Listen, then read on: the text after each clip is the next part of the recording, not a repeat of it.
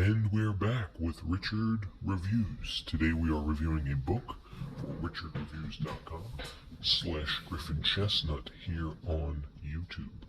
This is Griffin Chestnut, which is Richard's online YouTube alias, and today's book Richard will be reviewing for us is titled Notes from Underground, and other stories included, since this is the Wordsworth Classic Edition. This is, of course, written by none other than Fyodor Dostoevsky. Dostoevsky is one of Richard's favorite Russian literasts, and Richard has done extensive reading to most of his pieces, which you can find in the link in the description. Richard wrote most of his full reviews of Dostoevsky on his blog when he uploaded in 2014, which you can find in the link in the description. And nonetheless, this is also one of Richard's favorite Dostoevsky's pieces. The philosophy that is written in this enlightened piece shows the inner sunlight of the main character. Very similar to Mishkin, Prince Mishkin, and Raskolnikov from Crime and Punishment. Richard felt that this was one of his lesser known pieces as he got into it, and he emphasizes the individual inner journey that rather church brings in a powerful and fulfilled life into realizing the ease of suffering. How Richard was able to detach himself through reading this? Well, it's a simple question, and it's a simple answer. Richard read this entire piece in 2014. He bought this piece at a bookstore in upstate New York while doing some hiking and trying to catch up on his solitude, his inner peace. He read a lot of practical, political, philosophical pieces during that time, and he felt that this fit in perfectly to organize his thoughts, where he was concerned with existentialism, individualistic societies that were non-political, and how they coexist to a certain nature through the animal kingdom and the biggest problems in the violence and wars of human society. Of course, he disagrees with the confusion between two pieces, but who knows? Richard is responsible for what he has in his garage, and he is an avid outdoorsman. He writes in his journal, which most of those thoughts and writings come into context through his own reviews, which he uploads on his blog.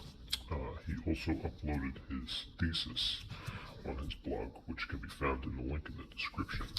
And most of that piece, which he's going to submit to the clerical nominations to get a chair in the spotlight, hopefully he can get some recognition, because he certainly deserves it.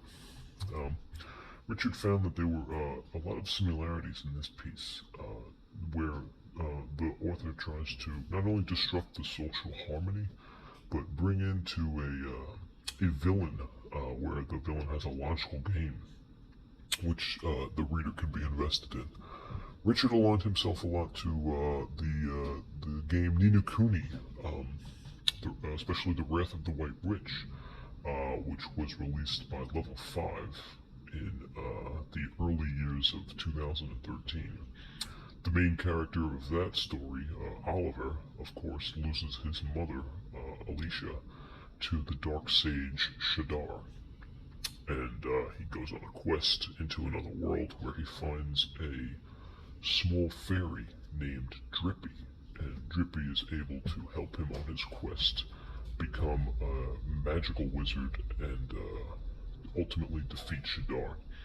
Along the way, he finds Swine, who is a thief in Castaway Cove, and he also finds a blonde girl who ultimately has the power to tame familiars, these small creatures, very similar to Pokemon, that ultimately help him in his battle to fight Fyodor and the White Witch.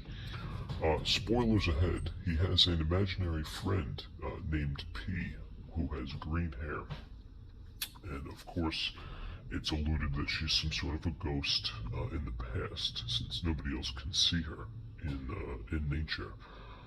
The White Witch herself, you can't see her hair, and her dialect, if you take away the evil form, is very similar to P's. So, no spoilers ahead, but there are some similarities between the two characters, which Richard feels he has a responsibility to get involved in. Without feelings of respect, what is there to distinguish between man from beasts? That was quoted by Confucius in the year 548 BC. He had the seniority in the schools and the universities, where he played a major role in the situations where he gained a lot of respect. As a significant company, the loyalty and the meritocracy traditionally in China had examination for centuries. The civil service jobs were very bright and intelligent. The government and high military recruited jobs. Of course, when the 20th century came around, to dismantle communism, the socialists had a cultural revolution, which in part by affected the Soviet Union. Dostoevsky was affected deeply by this, as, being a part of a Russian literature and sent to Siberia, ultimately to be blown away by his extravagant brother, who he wrote to viciously. Dostoevsky and Tolstoy grew up very close to each other, but ironically never met.